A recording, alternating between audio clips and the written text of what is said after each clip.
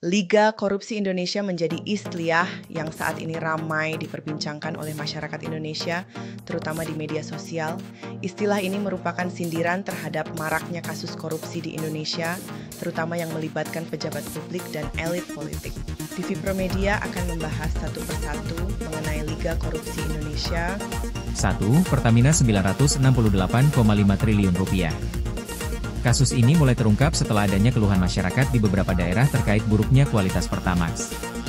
Kepala Pusat Penerangan Hukum Kejagung, Harli Siregar, mengungkapkan bahwa laporan awal datang dari warga Papua dan Palembang.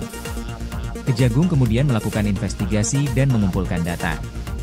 Dari hasil penyelidikan, ditemukan bahwa kenaikan harga Pertamax serta besarnya subsidi dari pemerintah berkaitan dengan praktik ilegal di dalam tubuh Pertamina. Temuan ini mengarah pada dugaan korupsi dalam tata kelola minyak mentah di Pertamina Patraniaga. Penyelidikan yang dilakukan Kejaksaan Agung mengungkap adanya dugaan praktik, pengoplosan, atau blending dalam produksi Pertamax.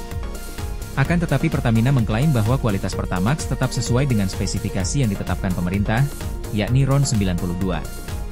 Namun, hasil penyelidikan Kejagung membuktikan fakta yang berbeda. Temuan ini diperoleh dari alat bukti yang dikumpulkan tim penyidik. Tersangka utama dalam kasus ini adalah Rifa Siahaan sebagai Direktur Utama PT Pertamina Patraniaga, Sani Dinar Saifuddin sebagai Direktur Feedstock and Product Optimization PT Pertamina International, Agus Purwono sebagai Vice President Feedstock Management PT Kilang Pertamina International dan 6 tersangka lainnya.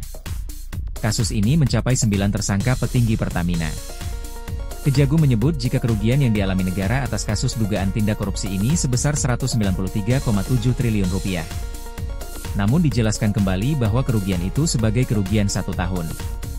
Sedangkan praktik dugaan korupsi berlangsung selama kurang lebih 5 tahun dari periode 2018 hingga 2023, sehingga diperkiraan kerugian negara mencapai Rp968,5 triliun bahkan bisa lebih hingga mencapai Rp1 kuadriliun.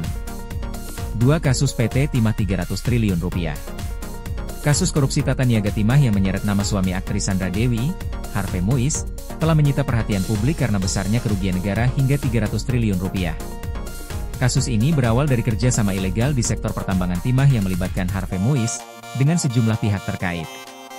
Kasus ini bermula ketika Harvey Muiz, yang menjabat sebagai perwakilan PT Refinet Bangkatin, menjalin komunikasi dengan Direktur Utama PT Timah Tbk, Mohtar Riza Pahlevi Tabrani, pada tahun 2018 hingga 2019.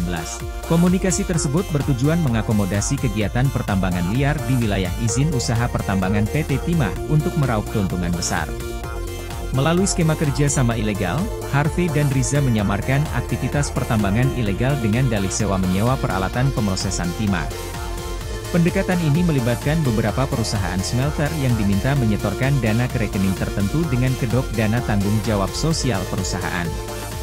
Praktik ini kemudian berkembang menjadi modus besar yang melibatkan banyak pihak. Kerugian negara yang diakibatkan oleh kasus ini mencapai Rp300 triliun, yang terdiri dari beberapa aspek.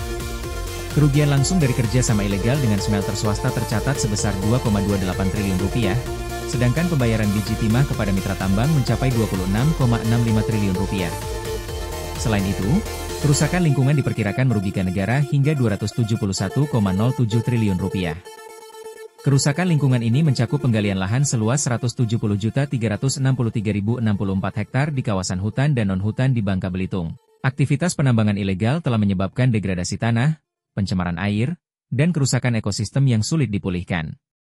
Dampak ekologis yang masif ini memperkuat urgensi untuk memperketat pengawasan sektor pertambangan dan memperbaiki regulasi terkait pengelolaan sumber daya alam di Indonesia. Para tersangka yang terlibat. 1. Emil Ermindra, Direktur Keuangan PT Timah Tbk, hukuman 20 tahun penjara dan denda Rp1 miliar. 2. Stanindo Inti Perkasa Suito Gunawan, hukuman 16 tahun penjara dan denda Rp1 miliar. 3. Direktur PT Sariwiguna Bina Sentosa Robert Indarto, hukuman 18 tahun penjara dan denda Rp1 miliar. 4. Harvey Muiz hukuman 20 tahun penjara dan denda Rp1 miliar. 5. Helena Lim hukuman 10 tahun dan denda Rp1 miliar. 6. Mohtar Riza hukuman 20 tahun penjara dan denda Rp1 miliar. 7. Suparta hukuman dan denda Rp1 miliar. 3. Kasus BLBI Rp138 triliun. Kasus BLBI bermula pada 1997 hingga 1998, ketika Bank Indonesia memberikan pinjaman kepada bank-bank yang hampir bangkrut akibat diterpa krisis moneter. Saat itu, sejumlah bank mengalami masalah likuiditas yang membuat nilai tukar rupiah terdepresiasi sangat dalam hingga Rp15.000 per dolar AS. Kejatuhan rupiah ini membuat utang valuta asing perbankan membengkak. Pada Desember 1998, Bank Indonesia kemudian menyalurkan dana bantuan Rp147,7 triliun kepada 48 bank. Namun, dana BLBI justru banyak diselewengkan oleh para penerimanya. Berdasarkan hasil audit Badan Pemeriksa Keuangan pada Agustus 2000, ditemukan kerugian negara mencapai Rp138 triliun dari dana yang telah disalurkan. Selang 2 tahun pada 2002, Presiden Megawati mengeluarkan Instruksi Presiden, Inpres, nomor 8 tahun 2002. Itu jadi landasan pemerintah mengeluarkan jaminan kepastian hukum kepada para debitur BLBI yang telah melunasi kewajiban, yakni lewat penerbitan Surat Keterangan Lunas, SKL, yang dikeluarkan BPPN, atau menindak secara hukum bagi yang tidak melaksanakan kewajiban. Vonis perdana bagi terdakwa kasus BLBI terjadi pada 2003, yang menjerat oknum pejabat BI yang bersekongkol dengan para pemilik bank. Tersangka utama kasus BLBI yakni Syafruddin Arsyad Tumenggung divonis 15 tahun penjara dan denda Rp1 miliar.